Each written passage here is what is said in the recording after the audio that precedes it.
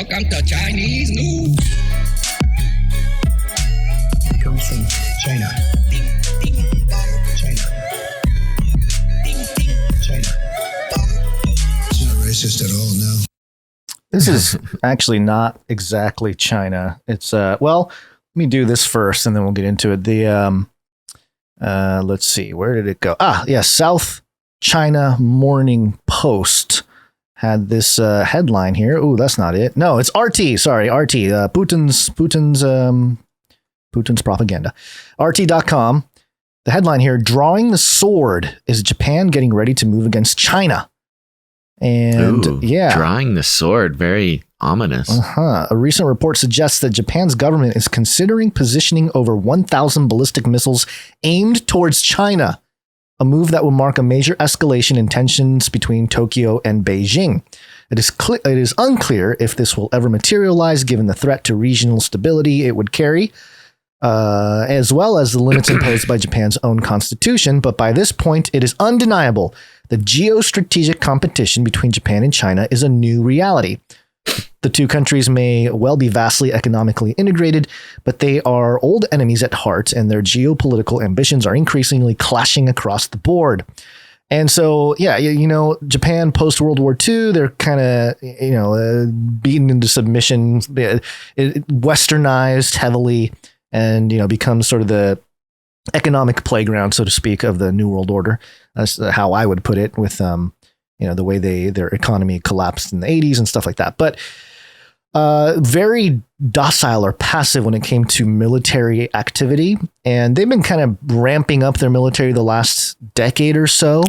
Weren't they restricted from building up an offensive? Yeah. That was part of the peace agreement, right? But I believe it was Obama that lifted some of those restrictions on Japan. Might have been Obama. Might have been before that, maybe. But you're right. I think it was Obama. 10 years ago would have been Obama. Right. So, they've been building up some kind of military presence again. And I'm just concerned that because of sort of the historic categorization or perception of Japan, that they're going to be sort of the bait to really get into a heavy World War III, basically, in China. Because you're right, aren't you? Speaking of kamikaze, you know what I mean? Like, they can just sacrifice this little island nation and just say, hey, sorry, you guys are the bad guys. Now you guys are ours, and we're gonna use you to sort of provoke China, or whatever. The controllers may have different plans or different narratives to play with that, but it's just something to keep an eye on. And it worries me. What would China have to gain from attacking Japan? I don't know. They're pretty low on natural resources. Yeah, Japan. Well, the fish, maybe the fishing ports or something. But nothing tangible. I guess maybe like a strategic position or something. Yeah, I don't know. But it's why. That is just such a good question. I mean, Japan is just going into a defensive position. Right. It seems almost as a provocation. Yeah. And, you talk about Taiwan, it's also in that general region. So Japan can act sort of like either a proxy or, kind of a quasi location for any kind of Western force to occupy. We are officially allied with Japan. Right. Like if they attack Japan, we have to go to war. Yeah. So unlike Taiwan, we would choose to go to war over Taiwan, but we would be required to go to war to protect Japan. Well, it's interesting because Japan is very similar to China in the way they responded to COVID. Severe lockdowns, very, tight restrictions on who can come in, who can come out, and, quarantine periods and stuff like that. It's very, very much in line with all that. So, anyway, keeping an eye on that. And speaking of Japan here, I have this article from ny1.com. It's a New York outlet. And the headline here: Abe murder suspect says life destroyed by mother's religion. Oh, this is the prime minister's assassin? Former Prime Minister of Japan, Shinzo Abe, who was assassinated. Yeah. And remember, he was assassinated by a homemade gun. Right. Yes. The brazen assassination of former Japanese Prime Minister Shinzo Abe with a handmade gun shocked a nation unused to high-profile political violence. But there has been another surprise in the weeks since the murder, as details have emerged about an alleged assassin who was well off until his mother's huge donations to the controversial Unification Church left him poor, neglected, and filled with rage. Ooh. Some Japanese have expressed understanding, even sympathy for the 41-year-old suspect, especially those of a similar age who may feel pangs of recognition linked to their own suffering during 3 decades of economic malaise and social turmoil. There have been suggestions on social media that care packages should be sent to suspect Tetsuya Yamagami detention center to cheer, Tetsuya Yamagami's detention center to cheer him up. That's so Japanese. It's such a Japanese thing to do. I was going to say. They say, I understand. Send him gifts. Cheer him up. Send him some Pikachu lollipops and stuff. Yeah.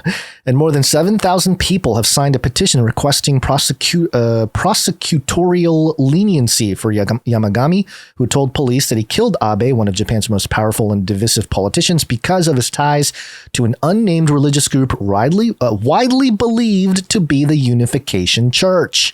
Experts say the case, the Moonies. Yeah. The experts say the case has also illuminated the plight of thousands of other children of church adherents who have faced abuse and neglect.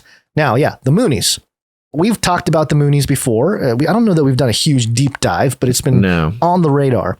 And something very interesting to keep in mind about the Unification Church, their fingerprints on U.S. media.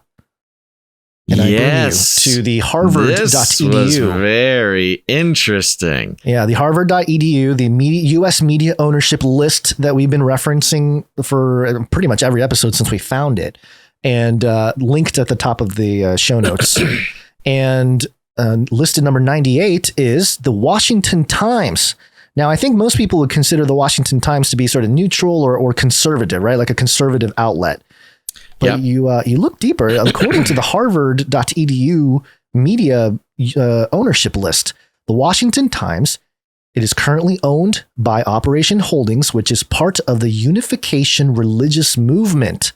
Founded in 1982 and owned by the Rev. Sun Myung Moon's Unification Church, the Times has never turned a profit, and the Post in 2002 estimated that the church had dumped $1.7 billion into its paper. 1.7 billion. So maybe, this Abe guy, the shooter of the Abe, the former prime minister, has a point in terms of, hey, my money is going to fund the Washington Post. Yeah. That is the Washington Times, not the Washington Post. Yeah, Washington Times, not Washington Post. Yeah. Yeah, we haven't brought a whole lot of reports from the Washington Post, but you see them all over the place. We're both doing it. Washington Times, not the Post. Oh my gosh. Yeah, it's easy to say WAPO. We got to come up with we just have to shorten it. It's WATI. Or WA Times. Yeah, WA Times. Washington Times. You see Washington Times articles floating around all the time. All the time. And we did not know until today that they were, I guess we found out last week, that they're owned by the Moonies. Yeah.